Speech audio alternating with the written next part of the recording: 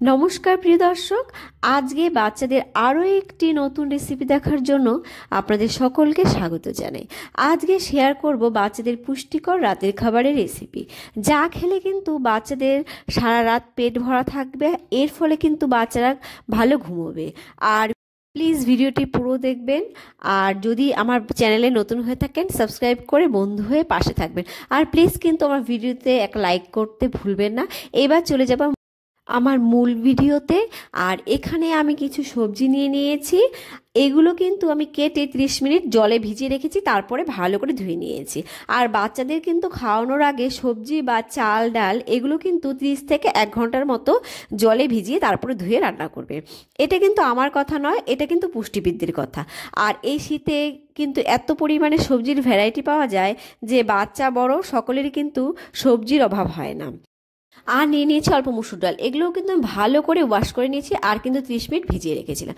চলে এলাম মূল রেসিপিতে। এখানে একটা কুকার বসিয়ে নিলাম গ্যাসের ওপরে। এরপর গ্যাসের ফ্লেমটাকে আমি অন করে এখানে দিয়ে দিলাম পরিমাণ মতো ঘি। দিয়ে আমি কিন্তু ওই সবজিগুলোকে দিয়ে দিচ্ছি, দিয়ে আমি কিন্তু হালকা নেড়ে চেড়ে নেব। আর এখানে কিন্তু আমি নিয়ে নিয়েছি অল্প গাজর, নিয়ে নিয়েছি কড়াইশুঁটি, আর নিয়েছি অল্প ব্রোকলি। আপনারা আপনাদের পছন্দ মতো সবজি নিতে পারেন। তো এগুলোকে কিন্তু আমি হালকা ভেজে নেব। আর বাচ্চারা যদি একটু বড় হয় সেক্ষেত্রে কিন্তু আপনারা একটু ভালো করে ভাজতে পারেন। আপনারা কিন্তু ঘিয়ের পরিবর্তে বাটার অথবা কিন্তু সানফ্লাওয়ার অয়েল বা রাইস ব্র্যান অয়েলও নিতে পারেন। তো যাই হোক, এখানে আমি এবারে দিয়ে দিচ্ছি মুসুর ডালটা। আমি মুসুর ডালটা অ্যাড করে এখানে কিন্তু হালকা একটু নেড়ে চেড়ে নেব। নেড়ে চেড়ে নিয়ে আমি এখানে অ্যাড করে দেব পরিমাণ মতো খাবারের জল। ব্রোকলিতে রয়েছে ভিটামিন কে, যা কিন্তু হাড়কে শক্তিশালী ও সুস্থ রাখে। এছাড়া রয়েছে ভিটামিন সি, যা কিন্তু সর্দি কাশির উপসর্গ কমায়। এছাড়া কিন্তু বিভিন্ন সবুজ শাকসবজি কিন্তু রোগ প্রতিরোধ ক্ষমতাও বাড়ায়। এইবারে আমি এখানে দিয়ে দিচ্ছি অল্প পরিমাণে নুন, আর দিয়ে দেব অল্প পরিমাণে হলুদ। আর এটা কিন্তু অপশনাল, আপনারা চাইলে দিতেও পারেন, নাও দিতে পারেন। আর আপনারা কিন্তু এখানে একটুখানি গোলমরিচ গুঁড়োও ঝালের জন্য ব্যবহার করতে পারেন, যদি বাচ্চারা ঝাল খেতে পছন্দ করে। তো এইবারে কিন্তু আমি ভালো করে এগুলোকে মিশিয়ে নেব। নিয়ে কিন্তু আমি কুকারের ঢাকনা আটকে 5টা থেকে 6টা সিটি দিয়ে নেব। তো আমি কুকারের ঢাকনাটা আটকে দিলাম, দিয়ে আমি কিন্তু এখানে সিটি দিয়ে নিচ্ছি। তো এখানে সিটিটা হতে থাক, আমি কিন্তু আর অন্যদিকে তৈরি করে নিচ্ছি আমার ছেলের খাবারটা। তো এখানে আমি আটার তৈরি একটা রুটি নিয়ে নিয়েছি। এইবারে আমি নিয়ে নিয়েছি অল্প পরিমাণে গরম জল। এই গরম জলের মধ্যে কিন্তু আমি এই আটার রুটিটাকে 20 থেকে 15 মিনিটের মতো ভিজিয়ে রাখবো। তো এখানে আমার জলের মধ্যে রুটিটা ভেজানো হয়ে গেছে। এইবারে আমি একটা ঢাকনা চাপা দিয়ে 20 মিনিটের মতো রেখে দিচ্ছি। তো ফিরে আসলাম 20 মিনিট পর।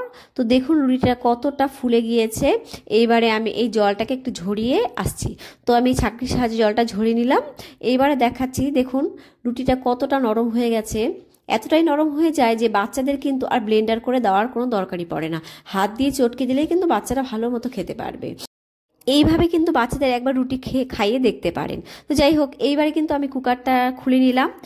তো এখানে কিন্তু আমার ডাল আর সবজিগুলো খুব সুন্দরভাবে কিন্তু সেদ্ধ হয়ে গেছে। এইবারে কিন্তু আমি একটা ম্যাশারের সাহায্যে ভালো করে এই সবজিগুলোকে ম্যাশ করে নেব।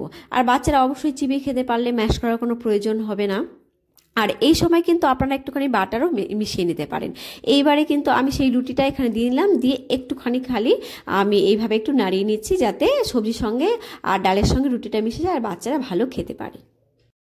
বাচ্চার বয়স যদি 8 থেকে 9 মাস হয়, তাহলে কিন্তু আপনারা রুটির যে পাতলা চামড়াটা থাকে সেই চামড়াটাকে এইভাবে গরম জলে ভিজিয়ে রেখে খাওয়াতে পারেন। আর 9 মাসের পর থেকে কিন্তু এইভাবে রুটি খাওয়াতে পারেন। এই তো তৈরি হয়ে গেল বাচ্চাদের ভেজ ডাল রুটি।